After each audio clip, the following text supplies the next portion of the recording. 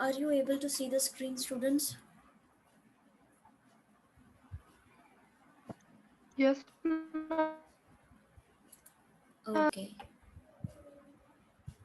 So, if you have any problem regarding yesterday's topic, you can ask me.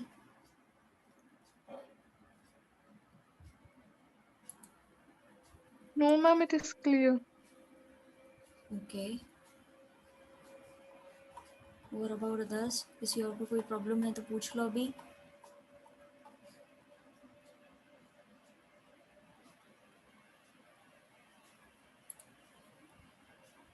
Okay, सबका clear है. तो अब शुरू करते हैं द अर्ली इनिशिएटिव्स. अब जो शुरुआती तौर पर इनिशिएटिव्स लिए गए थे, यानी कि उन्होंने जो एफर्ट्स लगाए थे, जो वो स्टेप्स ले रहे थे इम्प्रूव करने के लिए, उसके बारे में हम जानेंगे. ठीक है. यहाँ पर जैसे कि इन्होंने प्लानिंग कमीशन बिठाया था. ठीक है.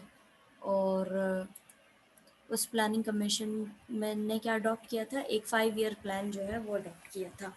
5 ईयर प्लान यानी कि आपको नाम से ही समझ में आ रहा होगा कि 5 साल के लिए जब प्लानिंग की जाती है, उस तरीके से यहाँ पे इन्होंने पहला 5 ईयर प्लान शुरू करा था.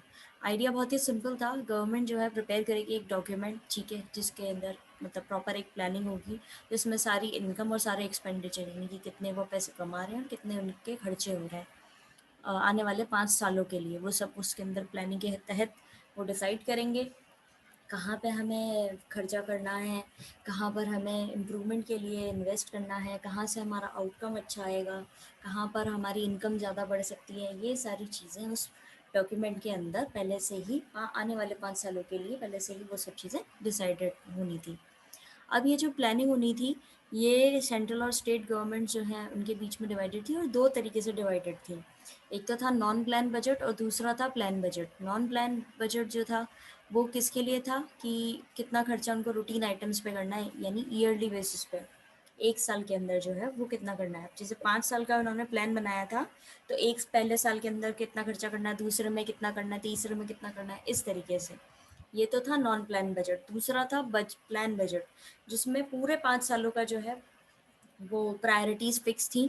ठीक है. उसके अंदर कि कहाँ कहाँ पे उनको 5 साल के अंदर किधर किधर किस किस फील्ड के अंदर उनको खर्चा करना है, वो सारी चीज़ें इसमें थी. अब इसमें कुछ जो इकोनॉमी थी उसको बेटर करने के लिए भी ये किया जा रहा था.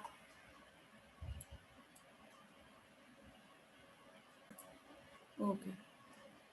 अब ये जो ड्राफ्ट बनाया गया था 5 साल का, ठीक है, ये एक्चुअल प्लान जो है ये कब रिलीज़ हुआ था, 1951 के अंदर, दिसंबर 1951 के अंदर ये रिलीज़ किया गया था. और लोगों में बहुत ज़्यादा एक्साइटमेंट था.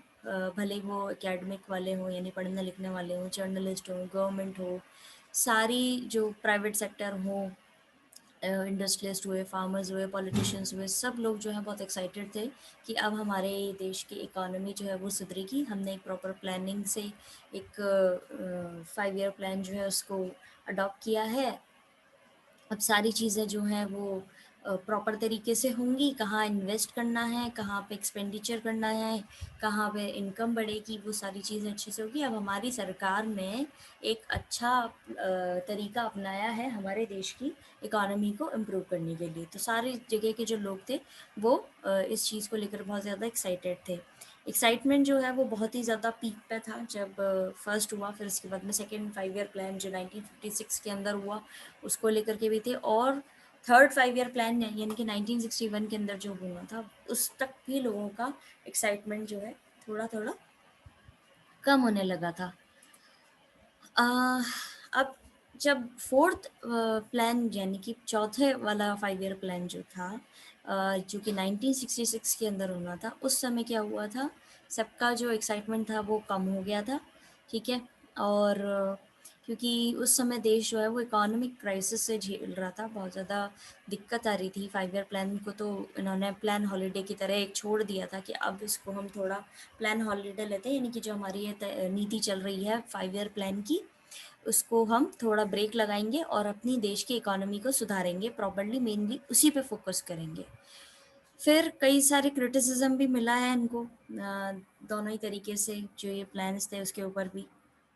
और धीरे धीरे जो है आगे हम पढ़ेंगे कि नेक्स्ट टॉपिक में हम पढ़ेंगे कि 5 ईयर प्लान के अंदर उन्होंने क्या क्या किया। अभी इस जो उन्होंने नीति अपनाई है, ठीक है, उसके जो अर्ली इनिशिएटिव्स हैं उसको पढ़ते हैं लाइन टू लाइन।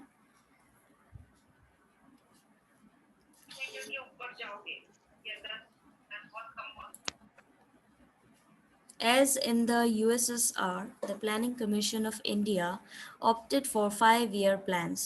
USSR के तहत प्लानिंग कमीशन जो है इंडिया में ऑप्ट किया गया था और उसके तहत ही 5 ईयर प्लान इन्होंने अपनाया था। The idea is very simple. The government of India prepares a document that has a plan for all its income and expenditure for the next 5 years. Idea बहुत ही सिंपल था इसका। सरकार जो है इंडिया की सरकार वो एक डॉक्यूमेंट तैयार करेगी जिसके अंदर वो प्लानिंग के तहत कितना खर्चा करना है और कितनी कमाई करनी है आने वाले 5 सालों के लिए, वो सब इसमें मेंशन करेगी। Accordingly, the budget of the central and all the state governments is divided in two parts.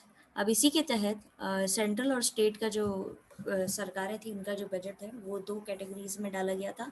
पहली थी non plan budget, that is spent on routine items on a yearly basis, and plan budget that is spent on a 5 year basis as per the priorities fixed by the plan. अब क्या था यहाँ पर, ये state और central government का जो budget था वो दो पार्ट्स में डिवाइडेड था। पहला था नॉन प्लान बजट जिसमें कितना हर साल हमें कितना खर्चा करना है, किस बेसिस पे करना है वो मेंशन था। दूसरा था प्लान बजट जिसमें आने वाले 5 सालों में हमें किस चीज़ के ऊपर खर्चा करना है वो मेंशन था। Good morning, ma'am. Good morning. A 5 year plan has the advantage of permitting the government to focus on the larger picture and make long term intervention in the economy। अब ये 5 ईयर प्लान जो था उसका सबसे main advantage ये था कि वो गवर्नमेंट को अश्योरेंस, मतलब गवर्नमेंट का पूरा अश्योरेंस था उस चीज़ को लेकर के कि अब हम फोकस करेंगे एक बड़ी नीति पर, मतलब एक बड़ी पिक्चर पे। यहाँ पे लार्जर पिक्चर लिखा हुआ है, यानी हमारा जो फोकस होगा वो लॉन्ग टर्म टाइम के लिए होगा, यानी कि लंबे समय के लिए हम इकोनॉमी को ही प्रायोरिटी रखेंगे हमारे देश की। ठीक है, अब आप जैसे सुन रहे हैं अभी कि ये 5 ईयर प्लान जो है हमारे देश की इकोनॉमी को सुधारने के लिए किया गया है। ठीक है, इंडिया जो है बहुत बड़ा नेशन रहा है, ये शुरू से आपको पता ही है, यहाँ पे पॉपुलेशन बहुत ज़्यादा रही है, तो इसकी इकोनॉमी को सुधारने के लिए ही इस 5 ईयर प्लान को अपनाया गया था। और सरकार भी इस चीज़ को लेकर के बहुत ज़्यादा फोकस थी कि अब हम इधर उधर इन्वेस्ट ना करके हमारी पहली जो बेसिक प्रायोरिटी रहेगी वो इकोनॉमी रहेगी, और इस प्लान के तहत हम उसी पर ध्यान दे पाएंगे। The draft of the first 5 year plan and then the actual plan document release in December 1951।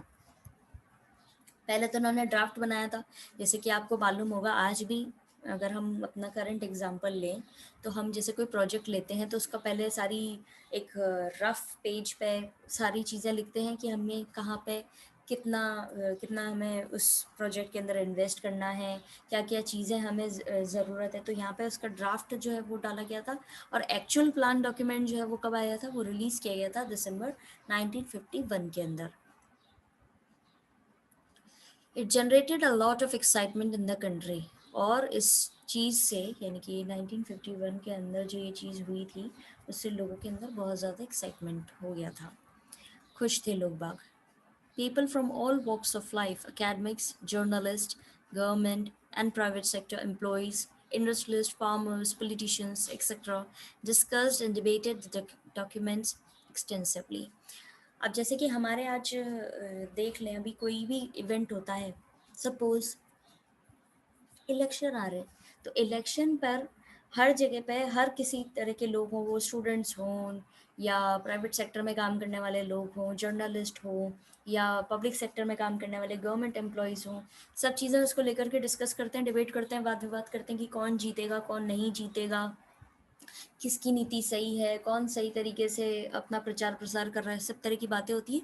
उसी तरीके से जब यहाँ पर ये एक्चुअल प्लान जो है रिलीज़ किया गया था तो लोग बहुत एक्साइटेड थे और सारे जो लोग थे, सारी अलग अलग फील्ड के जो लोग थे, वो सब इस पर डिबेट कर रहे थे और डिस्कशन कर रहे थे इस डॉक्यूमेंट को लेकर के कि ये कितना फ्रूटफुल रहेगा आगे जा कर के, या इसके कोई ड्रॉबैक्स हैं, या ये सही है। वो उनकी बातचीतें चल रही थी। The excitement with the planning reached its peak with the launching of the second five-year plan. In 1956 excitement और ऊंचाइयों पे पहुंच गया लोगों का जब सेकंड 5 ईयर प्लान लॉन्च किया गया 1956 में, and continued somewhat till the third 5 year plan in 1961। और यही एक्साइटमेंट चलता रहा जब तक कि तीसरा 5 ईयर प्लान जो है वो रिलीज किया गया 1961 में। The fourth plan was due to start in 1966. By this time, the novelty of planning had declined considerably, and moreover, India was facing acute economic crisis. अब क्या हुआ था? जब फोर्थ प्लान जो है वो आना स्टार्ट होना बचा था 1966 में, तभी ये प्लानिंग जो थी, इसकी जो नोवेल्टी थी, यानी कि बहुत ही जो ये ऊंचाइयों पे जा रहा था, वो धीरे धीरे कम होने लगी। एकदम से सही उसमें एकदम से उसमें डिक्लाइन आया, और इंडिया जो है उस समय बहुत ज़्यादा इकोनॉमिक क्राइसिस झेल रहा था। उन लोगों का उस समय ये आउटलुक हो गया था कि इसको तो छोड़ो अभी प्लानिंग को, और जैसे तैसे अपने देश की इकोनॉमी को संभालो। The government decided to take a plan holiday, और फिर इस गवर्नमेंट ने चौथे फोर्थ प्लान को कैंसिल करके क्या किया, एक प्लान हॉलीडे किया, यानी कि अभी ये प्लानिंग ये जो 5 ईयर प्लान है उसको रोको, उससे एक थोड़ा सा ब्रेक लो, ठीक है। Though many criticisms emerged both about the process and the priorities of these plans, the foundation of India's economic development was firmly in place by then. अब क्योंकि ये जो प्लानिंग थी इसको काफ़ी ज़्यादा क्रिटिसिज्म भी मिला था, दोनों ही बातें हुई थी, इसके प्रोसेस को लेकर के और इसकी प्रायोरिटीज़ को लेकर के क्रिटिसिज्म मिला था, लेकिन फिर भी ये कहीं ना कहीं अपनी इम्पोर्टेंस बनाए हुए था, ठीक है, अपनी जगह पे स्थिर था।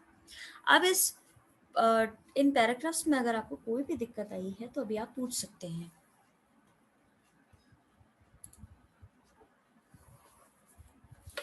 किसी को भी कोई चीज़ समझ में नहीं आई है तो अभी आप लोग पूछ सकते हैं।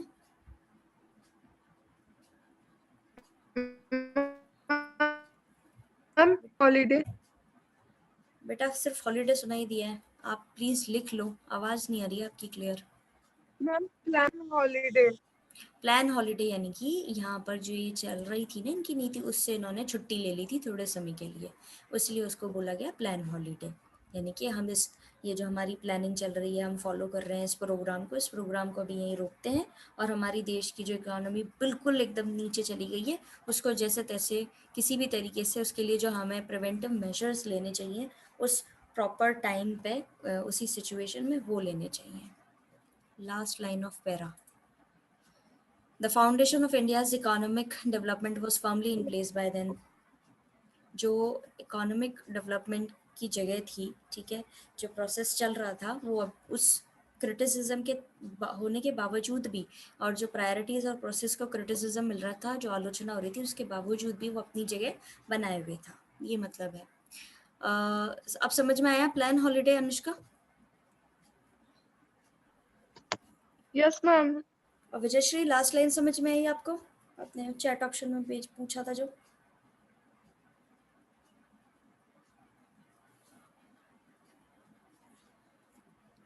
आवाज़ नहीं आ रही है बच्चों, चैट ऑप्शन यूज़ कर लो।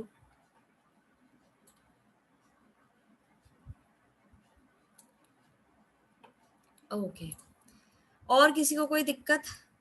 आगे बढ़े अगर कोई प्रॉब्लम नहीं है तो।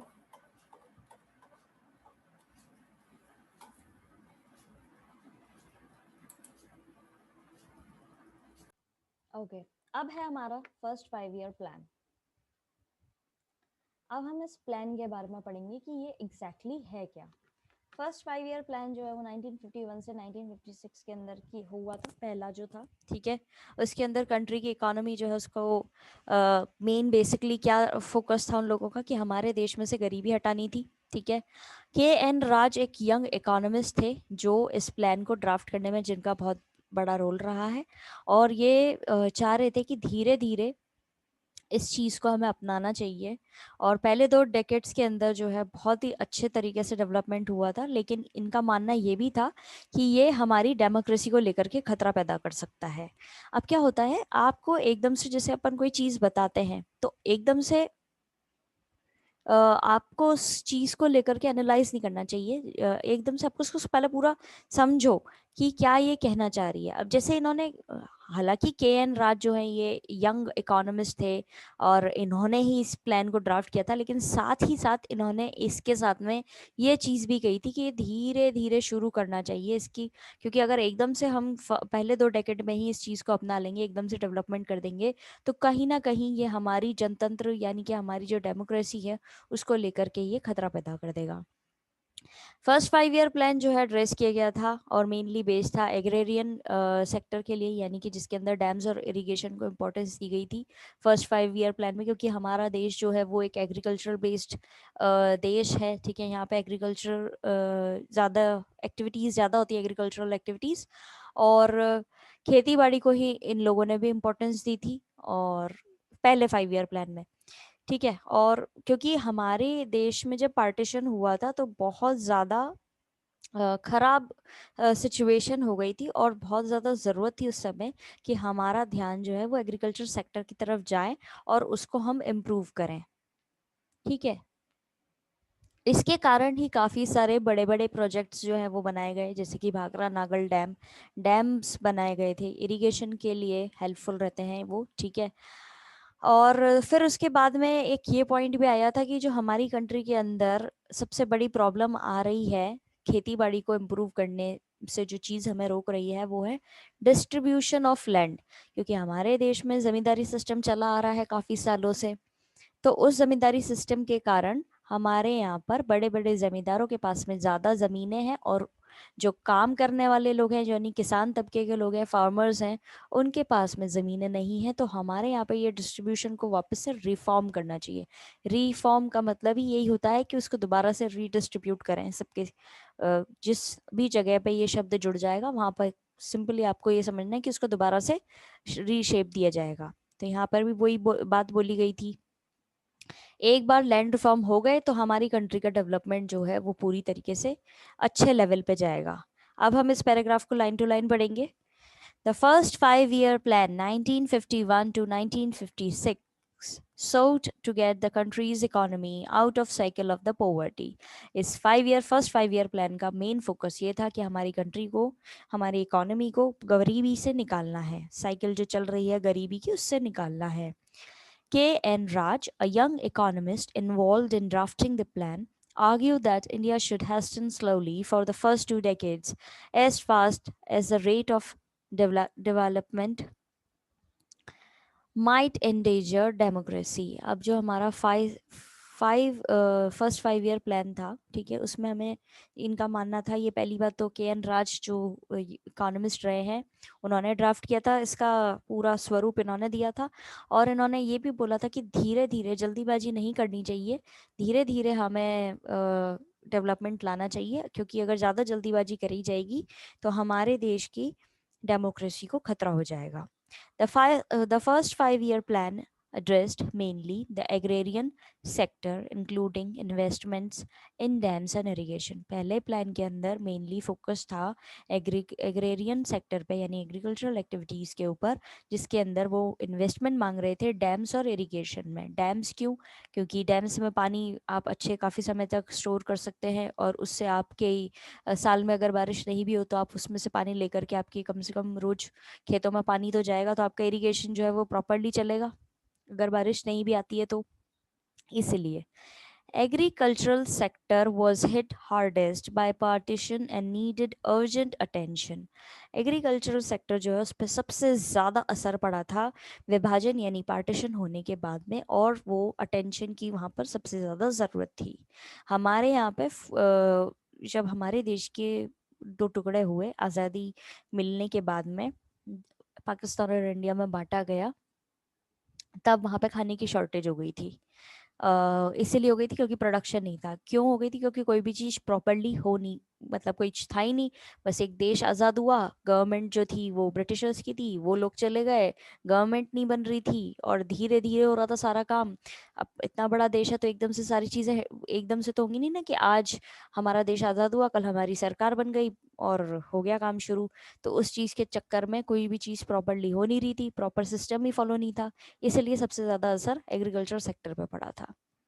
Huge allocations were made for large scale projects like the Bhakra Nangal Dam. अब बड़े बड़े जो हैं प्रोजेक्ट्स लगाए जा रहे थे, उनकी लोकेशन सेट की गई थी, जैसे कि उनमें सबसे बड़ा था the Bhakra Nangal dam. The plan identified the pattern of land distribution in the country as the principal obstacle in the way of agricultural growth. सबसे प्लान के अंदर सबसे बड़ी चीज़ जो समझ में आ रही थी, उनकी प्रॉब्लम जो आ रही थी डेवलपमेंट में, वो ये थी कि यहाँ पर जो एग्रीकल्चरल ग्रोथ है उसका जो उसके लिए जो डिस्ट्रीब्यूशन होना चाहिए लैंड का, वो प्रॉपरली नहीं था। It focused on land reforms as the key to country's development. और उनका मानना फिर ये था कि हमें यहाँ पे लैंड रिफॉर्म्स करने पड़ेंगे, यानी कि हमें डिस्ट्रीब्यूशन जो है दोबारा से करना पड़ेगा ज़मीनों का अच्छे तरीके से, जिससे हमारी जो देश का डेवलपमेंट है वो शुरू हो पाए। यानी कि वो किससे शुरू होगा, जब ज़मीनें सही तरीके से डिस्ट्रीब्यूट होंगी, फार्मर्स उस पर जाके काम करेंगे, फिर ग्रोथ होगी, फिर सामान बेचा खरीदा जाएगा, इस तरीके से यहाँ पर डेवलपमेंट होगा। इस पैराग्राफ के अंदर अगर आपको कोई भी दिक्कत आई है तो आप पूछ सकते हैं। Sir. No, ma'am, it is clear, okay. One of the basic aims of the planners was to raise the level of national income. अब बेसिक एम जो था वो लोगों का क्या था, प्लानर्स का, कि हमें नेशनल इनकम बढ़ानी है, which could be possibly which could be possible only if the people saved more money than they spent। अब नेशनल इनकम कैसे बढ़ेगी, ये ऐसे बढ़नी थी यहाँ पर कि जितना लोग बाग सेव करेंगे तभी हमारी नेशनल इनकम बढ़ेगी।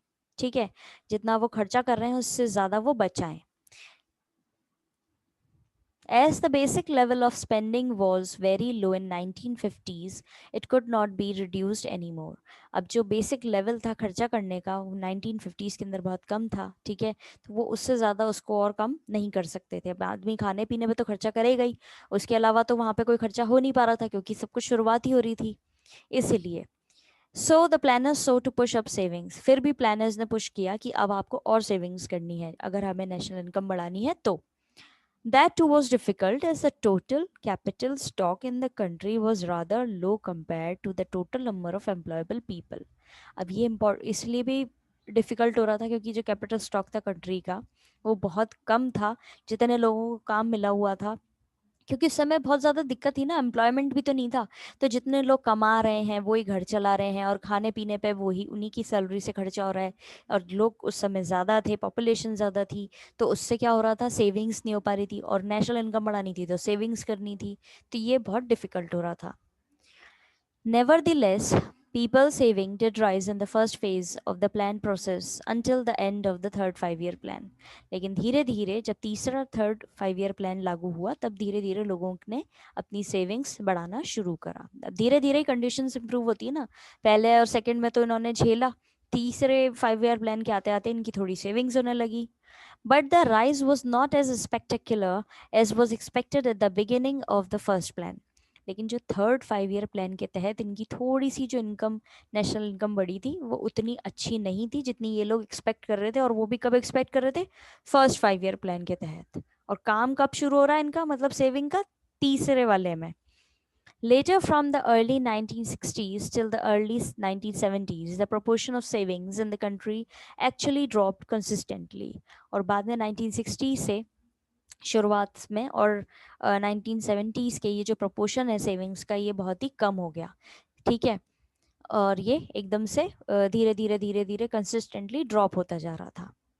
इस पैराग्राफ में अगर कुछ समझ में नहीं आया है तो पूछ सकते हैं। We still have 2 minutes। Come on, hurry up. clear. Clear, okay No, ma'am, it is clear. Okay. So आज हम यहीं ख़त्म कर रहे हैं। Yes, ma'am. अभी मैं आपको लिंक भेज रही हूँ आपकी हिस्ट्री क्लास के लिए, वो पढ़ते हैं। कोई भी प्रॉब्लम होगी तो हम आपकी कल प्रॉब्लम सॉल्व कर देंगे। Okay, ma'am. Okay. Thank